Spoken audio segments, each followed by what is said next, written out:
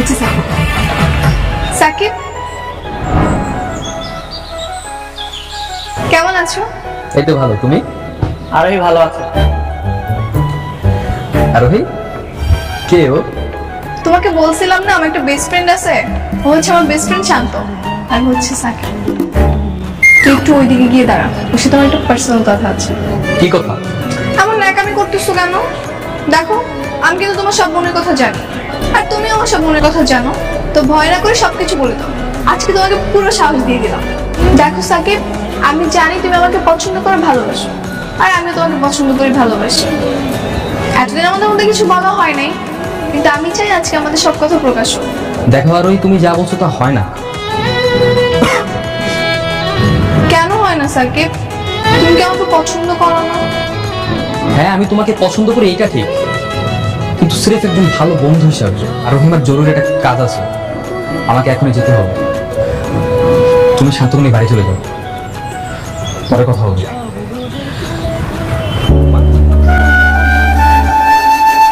ছোট মানুষ, কিন্তু এত অল্প বয়সে ওর যে এত কঠিন একটা রোগ হবে এটা আমরা ভাবতেও পারিনি। আপনার ছেলের সাকিব আর কতদিন বাঁচবে? আমাদের ডাক্তারি ভাষায় আমরা এসব পেশেন্টকে 6 থেকে 7 মাস সময় দিয়ে থাকি। তারপরও আপনি একটু ধৈর্য ধরুন, আমি রিপোর্টগুলো আমাদের অনেক সিনিয়র স্যার আছে তার কাছে পাঠিয়েছি। রিপোর্টগুলো তো চলে আসবে, চলে আসলে আমি আপনাকে বিস্তারিত সবকিছু বলতে পারবো একেবারে। কই কিছু হয়নি তো, এমনি। আচ্ছা, তোর সাকিবের কোথায়? ওকে তো দেখছি না। আমি কি চাই? তাহলে কে জানে? এই তুই এখানে থাক, আমি আমার মতো যাবো, তুই তোর মতো যাবি, একদম আমার পিছনে আসবি। আরে এত রাগ করলে কি হবে? আমাকে চিনতে পেরেছেন? আমি আরোহী। আরোহী? ওই যে এর আগে আপনারা আর আমরা পাশাপাশি বাসে থাকতাম। ও হ্যাঁ হ্যাঁ হ্যাঁ, মনে পড়ছে। তুমি কেন আমার সাথে যোগাযোগ বন্ধ করে দিয়েছো? তুমি এখানে? কেন আমাকে কষ্ট দিচ্ছ? আমার অপরাধটা কি জানতে পারি? না, তোমার কোনো অপরাধ নেই। তাহলে এই অবহেলার কারণ কি? সবকিছুর কারণ হয় না আরোহী, কিছু কিছু জিনিস কারণ ছাড়াও হয়। আর আমি তোমাকে ভালোবাসি না, কখনো তোমাকে বলিও নি আমাকে ভালোবাসি। আর তুমি যদি আমাকে ভালোবেসে থাকো সেটা তোমার ভুল। ও, এখন সব দোষ আমার? ঠিক আছে, আমি চলে যাচ্ছি। আমি তোমাকে আর বিরক্ত করবো না। একতরফা কখনো ভালোবাসা হয় না। আরে না, কি বলছেন? ও হচ্ছে আমার বেস্ট ফ্রেন্ড। তো ভালোবাসো না কেন? আরে একটা বেস্ট ফ্রেন্ড তো বেস্ট ফ্রেন্ড সবকিছু জানে, যেমন তুমি আরো সবকিছু জানো, আমি তোমার সবকিছু জানি। হ্যাঁ তা ঠিক, কিন্তু কোনো কিন্তু না। আর বাবা, আমার তো গার্লফ্রেন্ড আছে, ওটা তো আমি আরোর সাথে প্রেম করতাম। তুমি তো জানো সাজিয়ে কথা বলার মতো আমার কোনো অভিজ্ঞতা নেই। কিভাবে মনের কথা প্রকাশ করে তাও আমি জানি না। আচ্ছা বলো না, সমস্যা নেই। আমার জীবনে তুমি ছাড়া আর কোনো মেয়ে নেই যে আমি তোমাকে ভালোবাসি। আমি তোমাকে মাঝপথে ফেলে কখনো চলে যাব না। জীবনের প্রতিটা মুহূর্ত আমি তোমার সঙ্গে থাকতে চাই।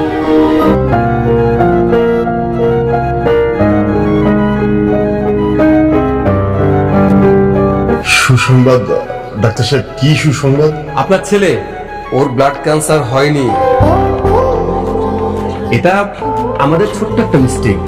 স্যার রিপোর্টগুলো খুব ভালো করে দেখেছে এবং বলেছে ওর শরীরে ব্লাড ক্যান্সারের কোনো জীবাণু নেই। আচ্ছা তুমি এখন আর আমাদের বাসায় যাও না কেন? আমি তোমার কথা জিজ্ঞাসা কর। আরে আগে তো কোনো ভয় ডর ছিল না, যখন ইচ্ছা তখন চলে যেতাম, কিন্তু এখন তো চোরের মন পুলিশ পুলিশ, বোঝোই তো, যদি ধরা খেয়ে যায়। আরে সাকিব ভাই কেমন আছেন? এই তো ভালো, তুমি কেমন আছো? এই তো ভালো আছি।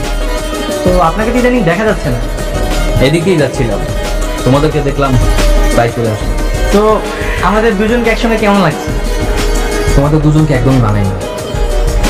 আমার জীবনের শেষ নিঃশ্বাস পর্যন্ত আমি ওর সঙ্গে থাকবো। এতে কে কি বললো সেটা আমার দেখার বিষয়। তাইলে কি আর করার। আচ্ছা, বেস্ট অফ লাক।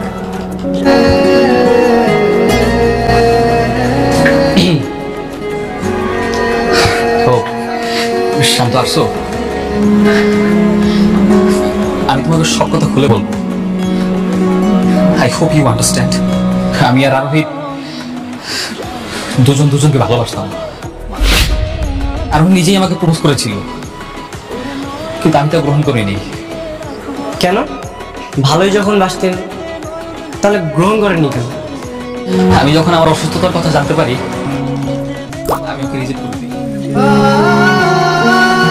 এখন ডাক্তার বলছে আমার অসুস্থতার রিপোর্ট নাকি ভুল।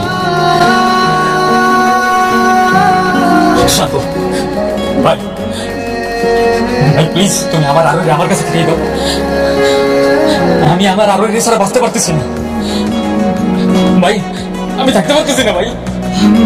বাহ ভাই বাহ, স্বার্থপরের মতো শুধু নিজের কথাটাই ভাবলেন, নিজের স্বার্থের দিকে তাকালেন, একবার আমার কথা ভাবলেন না। আমি যে আরোহীকে কতটা ভালোবেসে ফেলেছি এই কয়দিনে, কই একবার তো জিজ্ঞেস করলেন না?